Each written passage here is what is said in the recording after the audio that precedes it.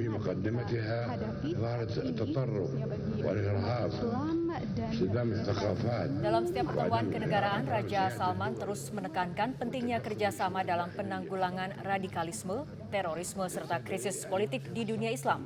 Apa makna dari pidato tersebut?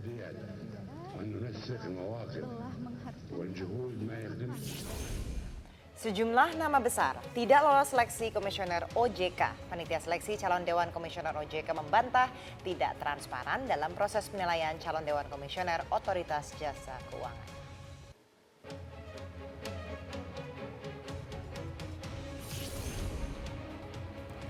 Penolakan razia narkoba menjadi pemicu kerusuhan lapas Jambi yang terjadi pada Kamis malam. 4 orang napi bahkan kabur dari lapas.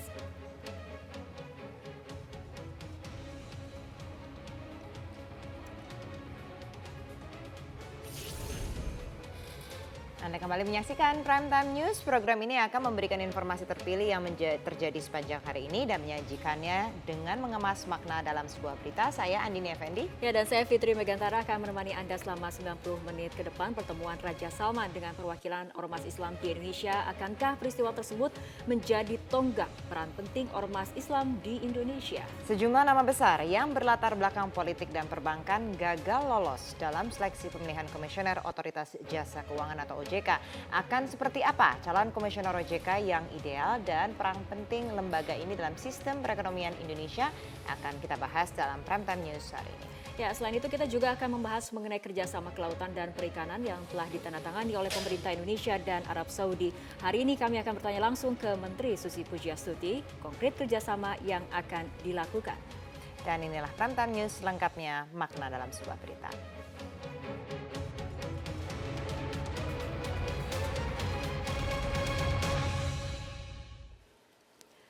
Sejumlah pimpinan organisasi Islam Indonesia bertemu dengan Raja Salman di Istana Kepresidenan. Dalam pertemuan singkat ini hanya dibatasi 3 orang untuk menyampaikan pandangannya ke Raja Salman.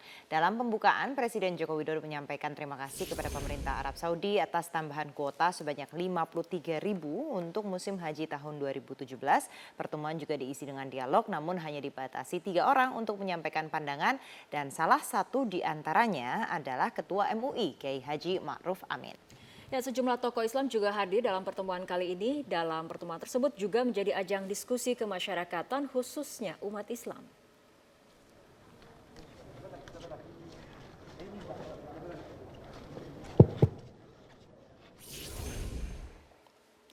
Raja Salman bin Abdul Aziz Al Saud juga bertemu dengan pimpinan DPR MPR. Dalam pidato singkatnya, Raja Salman menekankan pentingnya toleransi dan kerjasama menanggulangi terorisme.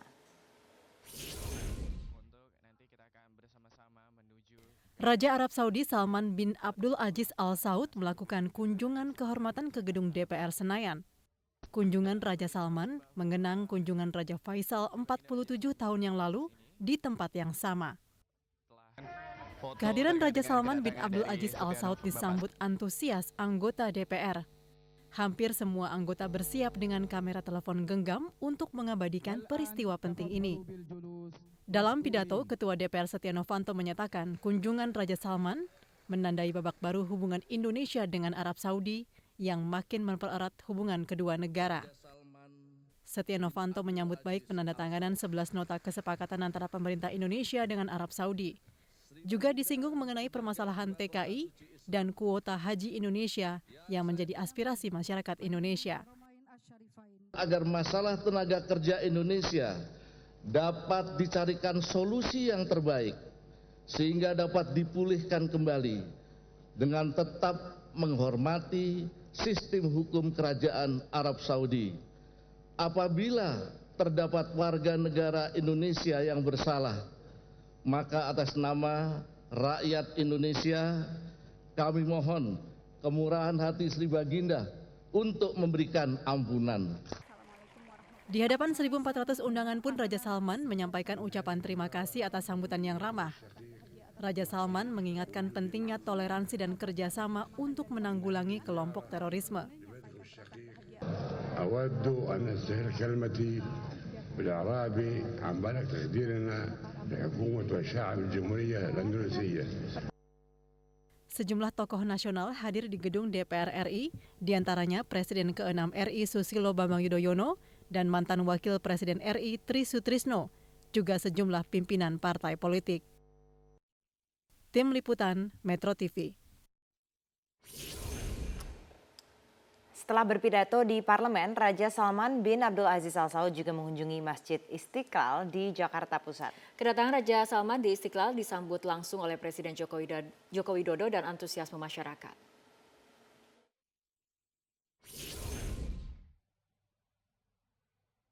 Bersama rombongan, Raja Arab Saudi Salman bin Abdul Aziz Al Saud tiba di Masjid Istiqlal sekitar 14:14 waktu Indonesia Barat. Kedatangan Raja Salman disambut oleh Presiden Joko Widodo dan Imam Besar Masjid Istiqlal, Nasaruddin Umar. Di Istiqlal, Raja Salman menunaikan sholat tahiyatul masjid. Kunjungan Raja Salman di Masjid Istiqlal berlangsung singkat hanya sekitar 30 menit sesuai jadwal. Guna menyambut kunjungan Raja Salman, Masjid Istiqlal menyiapkan lift dan kamar mandi khusus VIP untuk Raja dari Wangsa Saud tersebut. Ya jelas dari kemarin sudah 100% ya, hari ini apalagi karpet merah di mana jalan yang akan beliau lalui semua ditutup dengan karpet merah. Kemudian lift khusus yang akan mengantarkan Raja Salman dari ruang VVIP ke lantai utama juga sudah oke, sudah layak dipakai. Kemudian mengantisipasi bila mana Raja Salman ingin berwudu atau ingin ke kamar mandi tempat duduk juga sudah disiapkan adanya di ruang VVIP, tentunya sesuai dengan standar atau arahan dari protokol Kerajaan Saudi Arabia. Usai mengunjungi Masjid Istiqlal, Raja Salman bertolak menuju Istana Merdeka untuk bertemu dengan sejumlah ulama. Sebagai masjid simbol umat Islam di Indonesia, Masjid Istiqlal kerap menjadi destinasi kunjungan para tamu negara. Sebelumnya, mantan Presiden Amerika Barack Obama juga pernah mengunjungi Masjid Istiqlal dalam lawatannya ke Indonesia pada tahun 2010 lalu. Pada 2008, anggota keluarga Kerajaan Inggris, Pangeran Charles, juga pernah mengunjungi Istiqlal. Tim Liputan Metro TV. Salah satu agenda kunjungan Raja Salman selama berada di Indonesia adalah berkunjung ke Masjid Istiqlal. Rumah ibadah umat Islam ini adalah kebanggaan Indonesia, terlebih dengan nilai histori di balik didirikannya Masjid Istiqlal.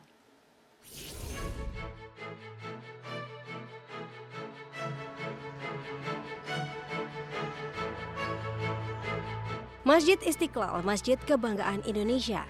Luasnya yang mencapai 9,32 hektar menempatkannya sebagai masjid terbesar se-Asia Tenggara. Ada sejarah panjang di balik berdirinya rumah ibadah ini. Tahun 1948 muncul niatan untuk mendirikan masjid yang menjadi ciri khas bangsa Indonesia. Ide itu didiskusikan oleh Menteri Agama saat itu, Kiai Haji Wahid Hashim bersama Anwar Cokro Aminoto dari Partai Syarikat Islam. Pertemuan yang digelar tidak jauh dari Istana Merdeka itu menghasilkan sebuah kesepakatan penting. Akan dibuat masjid terbesar se-Indonesia yang diberi nama Istiqlal. Dalam bahasa Arab, Istiqlal berarti merdeka, simbol kemerdekaan rakyat Indonesia.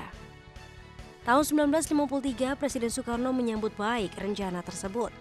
Ketua Dewan Juri ditunjuk lewat sayembara di koran dan radio 22 Februari 1955. Soekarno ingin masjid dibangun di Taman Wilhelmina berdampingan dengan gereja katedral sebagai lambang toleransi antar umat beragama. Tiang panjang pertama diresmikan Soekarno pada 24 Agustus 1961. Selama 17 tahun lamanya, Masjid Istiqlal dibangun menjadi saksi jatuh bangunnya situasi politik tanah air. Tanggal 22 Februari 1978, Presiden Soeharto meresmikan Masjid Istiqlal. Total biaya pembangunan masjid sebesar 7 miliar dari APBN dan 12 juta dolar Amerika. Hingga kini keberadaan Masjid Istiqlal masih terus menjadi saksi berbagai dinamika yang terjadi di ibu kota. Masjid kebanggaan bangsa Indonesia, lambang kemerdekaan dan kebebasan, serta menjadi rumah ibadah yang dicintai segenap rakyat Indonesia.